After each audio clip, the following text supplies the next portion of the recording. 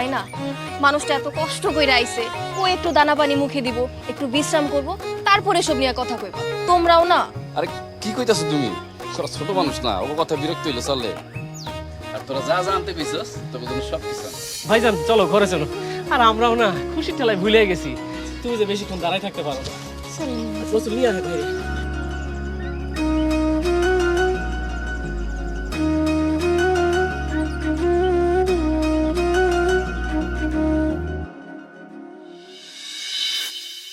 দাও হাত দাও। তরকারি কই? ভাইজান এই না, আপনার জন্য আমি নিজের হাতে রান্না করছি। আমার তো কোনো ভাই নাই, তাই আপনারে নিয়েই ভাবতাম যে আপনি যখন দেশে আইবেন তখন নিজের হাতে মাছের মাথা রান্না করে খাওয়াবো। তুমি এত কষ্ট করে রান্না করতে কেন গেলা? আমি তো আজকে কত ভালো মন্দ রাঁধছিলাম।